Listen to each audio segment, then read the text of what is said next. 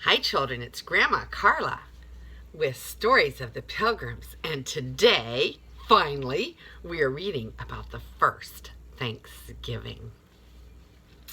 The summer days were full for the busy pilgrims.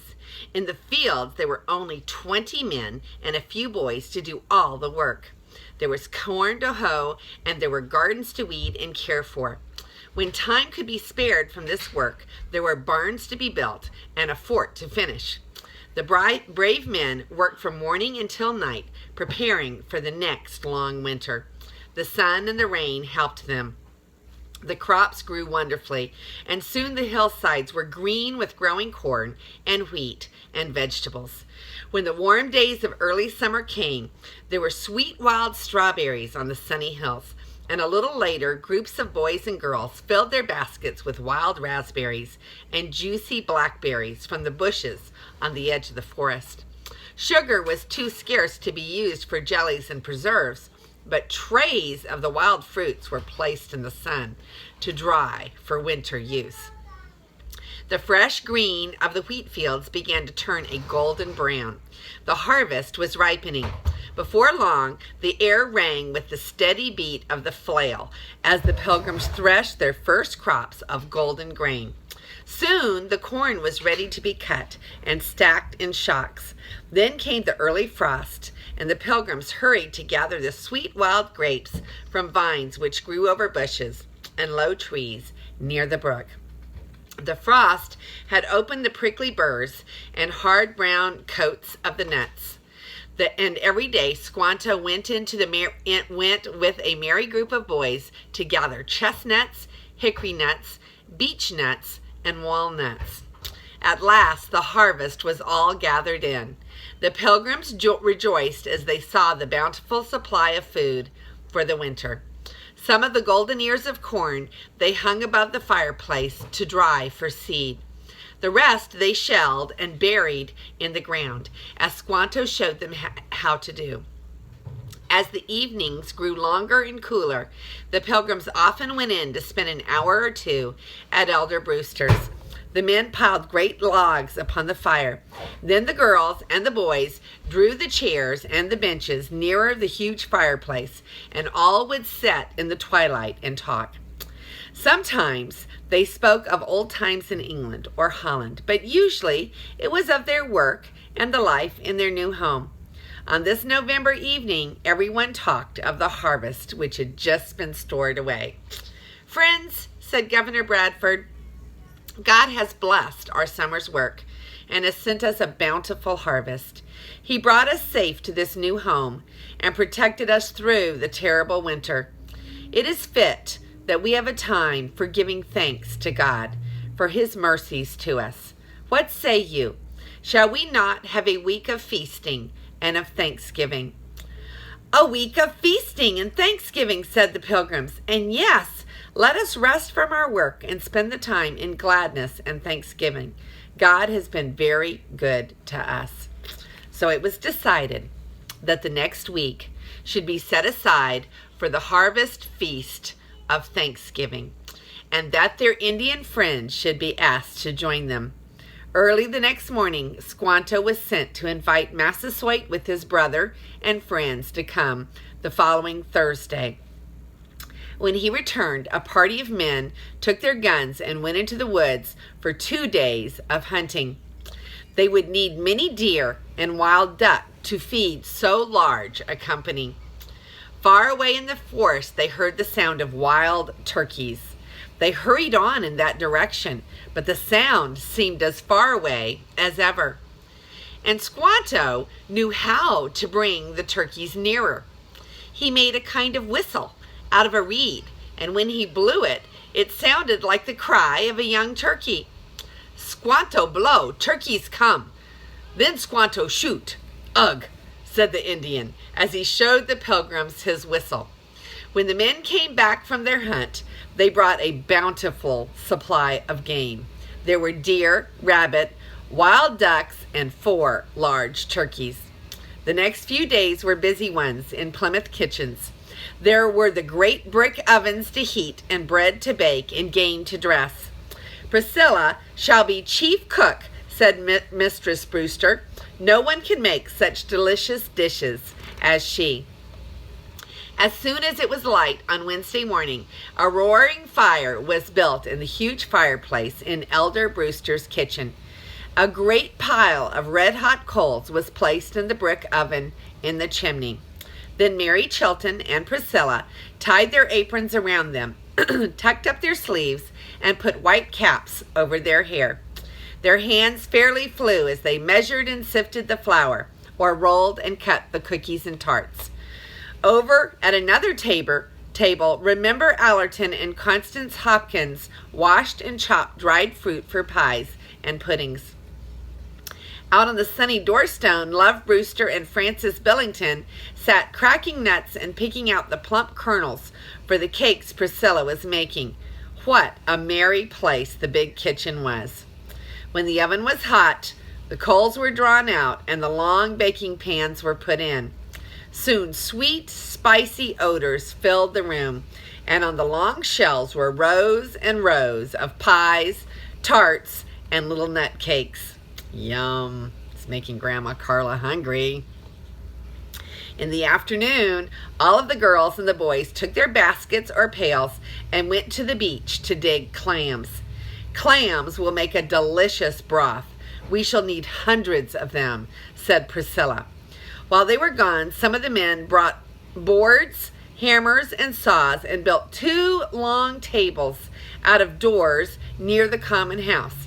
Here the men would eat, and a table would be spread in the elder's house for the women and the children.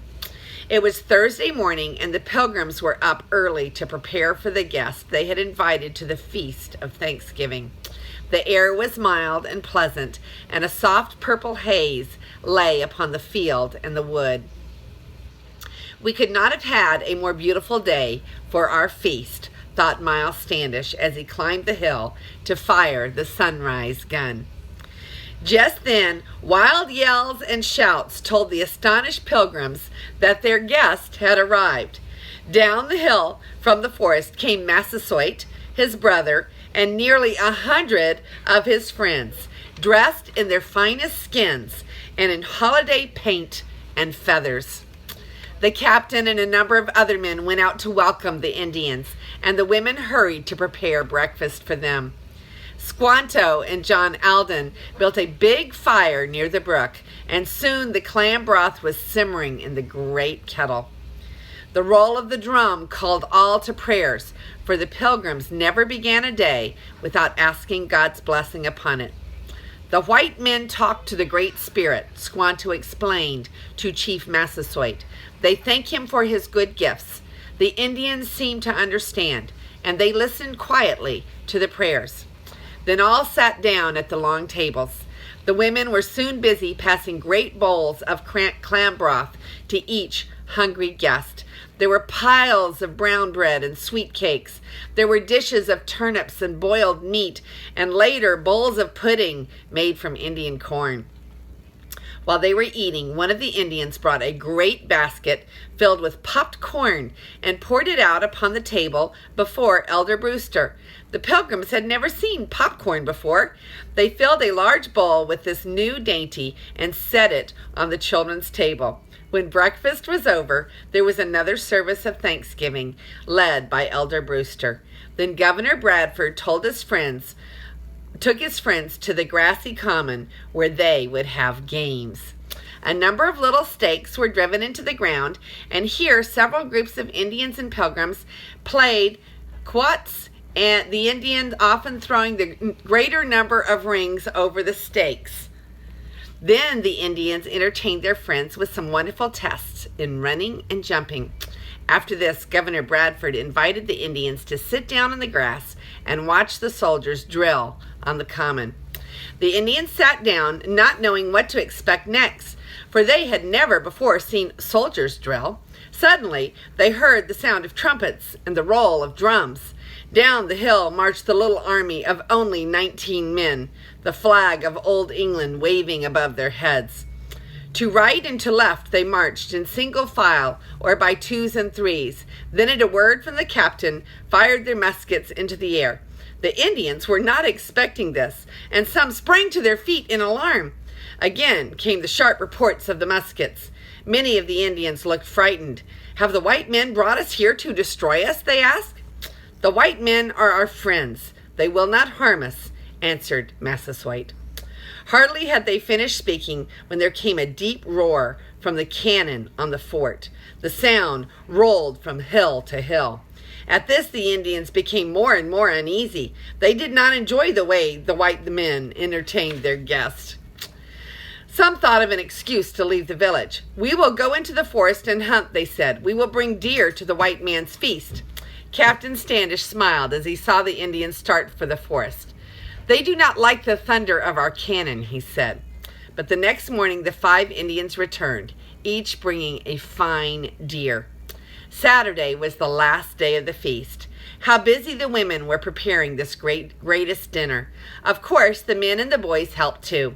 They dressed the game, brought the water from the brook, and wood for the fire. There were turkeys stuffed with beech nuts, browning before the fire. There were roasts of all kinds and a wonderful stew made of birds and other game. And you should have seen the great dishes of purple grapes, the nuts, and the steaming puddings. The table seemed to groan under its load of good things. The Indians had never seen such a feast. "Ugh," said Massasoit as he ate the puffy dumplings in Priscilla's stew. "Ugh, the Great Spirit loves his white children best." So the happy day ended, and the Indians returned to their wigwams. The Pilgrims never forgot their first Thanksgiving Day. Each year, when the harvests were gathered, they would set aside a day for thanking God for his good gifts. And for the years, their Indian friends joined them in the feast. For years, their Indian friends joined them in the feast. All right, so let's look at our pictures about the first Thanksgiving. Here we have the children going to the beach to dig up the clams for the wonderful clam stew that they were going to make to feed all of these people. And here it says the Indians had never seen such a feast. Can you see the picture? The Indians had never seen such a feast. So let's listen to our questions. Why did the Pilgrims have to work hard during the summer? Why did the Pilgrims have to work hard during the summer? What kinds of food did they grow and gather for the winter? What kinds of food did they grow and gather for the winter? Who suggested the idea of a week of Thanksgiving? Who suggested an idea of a week of Thanksgiving? What did Squanto explain to Chief Massasoit about the prayer time of the Pilgrims? What did Squanto explain to Chief Massasoit about the prayer time of the Pilgrims? And last question, list some of the food that was prepared for this special time. List some of the food that was prepared for this special time. And since Thanksgiving is so special, we have a little poem here in our book, okay? And it's written by Amelia E. Barr. Thanksgiving. Have you cut the wheat in the blowing fields, the barley, the oats, and the rye, the golden corn, and the pearly rice, for the winter days are nigh? We have reaped them all from shore to shore, and the grain is safe on the threshing floor. Have you gathered the berries from the vine, and the fruit from the orchard trees, the dew and the scent from the roses and thyme in the hive of the honey bees? The peach and the plum and the apple are ours, and the honeycomb from the scented flowers. The wealth of the snowy cotton field and the gift of the sugar cane, the savory herb and the nourishing root, there has nothing been given in vain. We have gathered the harvest from shore to shore, and the measure is full and brimming o'er. Then lift up the head with a song, and lift up the hand with a gift. To the ancient giver of all, the spirit in gratitude lift. For the joy and the promise of spring, for the hay and the clover sweet, the barley, the rye, and the oats, the rice and the corn and the wheat, the cotton and sugar and fruit, the flowers and the fine honeycomb, the country so fair and so free, the blessings and glory of home. And who was that they were talking about being the ancient giver of all? That's our great God. And he provided for the pilgrims, but he also provides for you and me every single day. So I hope that you will spend time this Thanksgiving giving thanks to him for all of your many blessings, as the pilgrims did so many years ago. And this is Grandma Carla with a very, very happy Thanksgiving to you all. And I love you.